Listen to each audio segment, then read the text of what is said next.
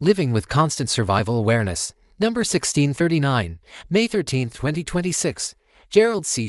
EclaireMD Foundation, category, Neuropsychology. Special note, this research journal is based on my personal research using data from my own body and is provided for educational purposes only. It does not constitute medical advice and should not be interpreted as guidance from medical professionals.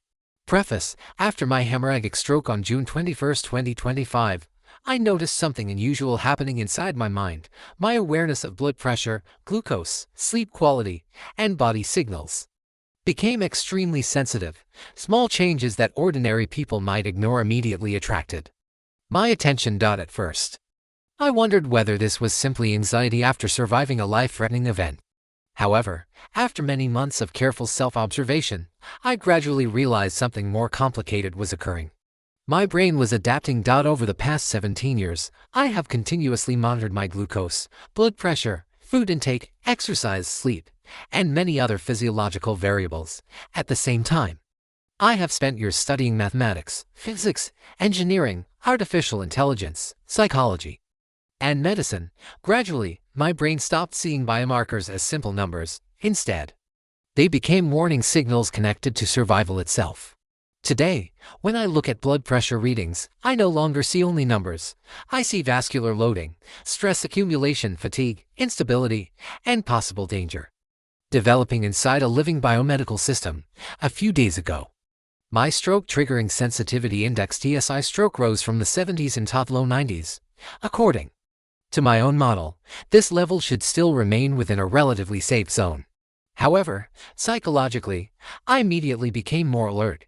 That reaction made me realize an important question: can prolonged exposure to danger, combined with deep expert knowledge and continuous self-monitoring, create a constant state of survival awareness? I believe the answer is yes. The engineer who fears heights. Early this morning, near waking up, I had a vivid dream that I was a skyscraper engineer. Although I fully understood the building structure and trusted my engineering knowledge, I still feared the height itself. After waking up, I realized the deeper meaning of this dream.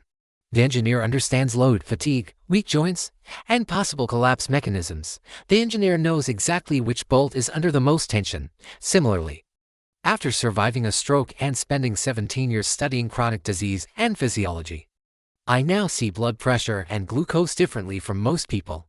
They are no longer abstract laboratory values. They represent blood vessel stress, long-term damage, pressure loading, inflammatory strain, and possible rupture risk. The dream reflected something psychologically important. Deep knowledge can increase both protection and fear. Living in constant alert mode after severe trauma, the brain often enters a constant alert mode. Soldiers returning from war may react strongly to sudden sounds. Drivers involved in serious car accidents may become overly cautious while driving.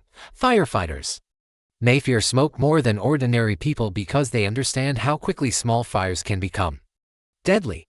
The same mechanism may happen after severe illness. After surviving a hemorrhagic stroke, my nervous system became much more sensitive to body signals connected to survival. Blood pressure spikes, glucose changes, poor sleep, or unusual body sensations immediately trigger increased awareness.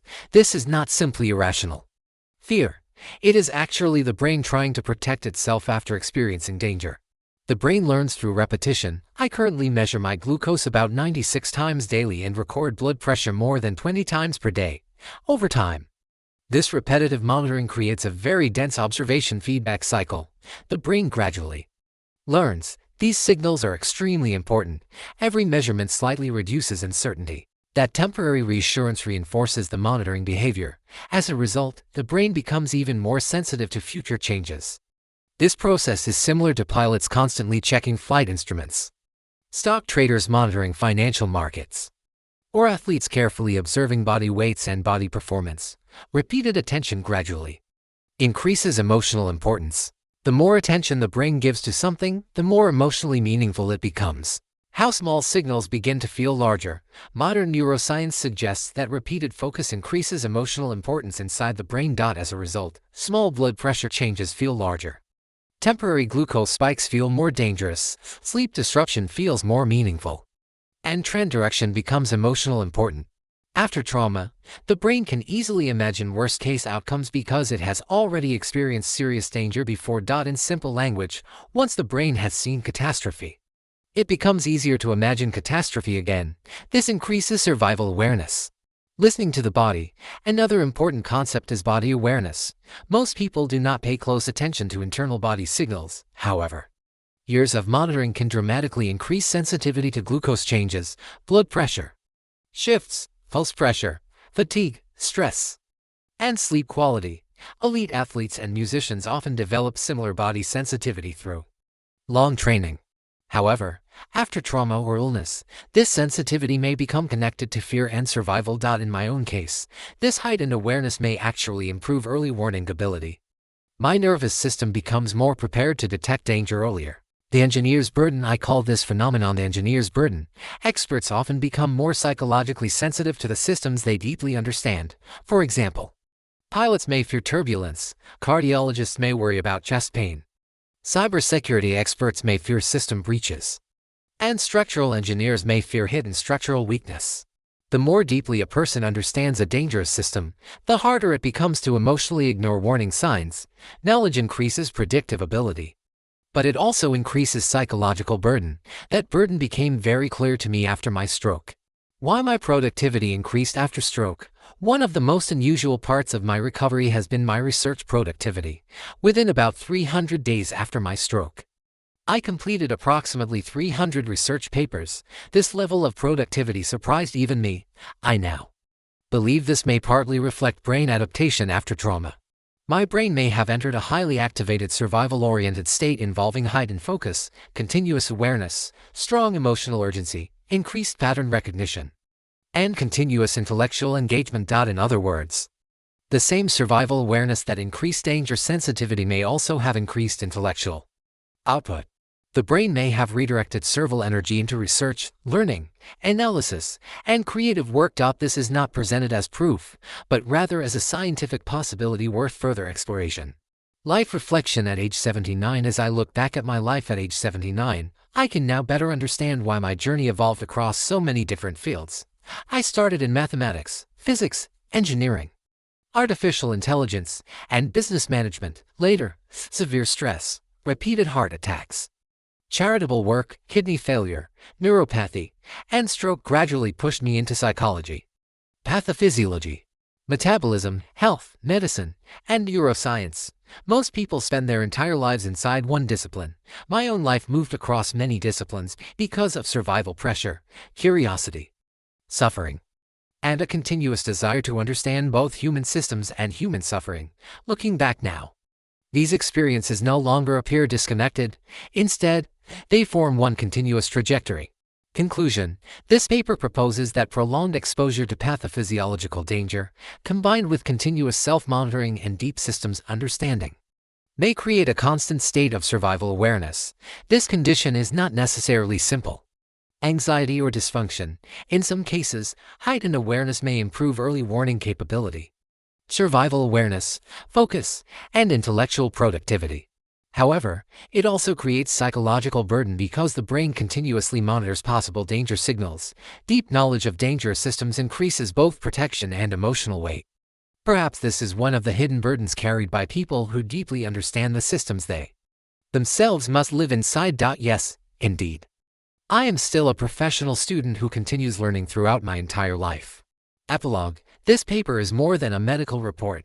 It is also a reflection on post-traumatic growth and the lifelong journey of a professional student at age 79. As I look back at my life, I can now better understand why my research eventually evolved into such an unusual combination of mathematics, physics, engineering, artificial intelligence, psychology, humanitarian work, medicine, and neuroscience. Most professionals spend their lives inside one discipline. My own journey was shaped largely by circumstance, suffering, survival pressure, curiosity, and a continuous desire to understand both human systems and human suffering more deeply. After leaving Silicon Valley, I spent 9 years studying psychology while conducting humanitarian and charitable work involving approximately 250 abused women and abandoned children. Those experiences profoundly changed my understanding of emotional pain, survival, fear, resilience, and human behavior. Later, severe medical crises involving kidney failure, neuropathy, and eventually stroke forced me into another unfamiliar world: medicine and biomedical research. What initially began as self-survival gradually evolved into nearly 17 years of intensive self-study and medical research that produced nearly 1,640 papers. Looking back now, I no longer see these experiences as disconnected chapters of life. Instead, they appear to form one continuous trajectory. Perhaps the greatest lesson I have learned is that knowledge alone is not enough. Human understanding requires both intellectual discipline and lived experience. Some lessons can only be learned through suffering, survival, observation, and compassion toward others. I do not write these papers to seek fame or recognition. At this stage of my life, my goal is much simpler: to share what I have learned so other people may suffer less, understand their health earlier, and perhaps preserve both their lives and dignity a little longer. Yes, indeed. I am still a professional student who continues learning throughout my entire life. Disclaimer: I write this paper not for fame, but to share what I have learned so others can understand their health, prevent disease, and live longer, healthier lives. This content is provided for educational reference only and does not constitute medical advice. No doctor-patient relationship is created. You may share this summary freely, but it must not be altered, edited, or republished as your own.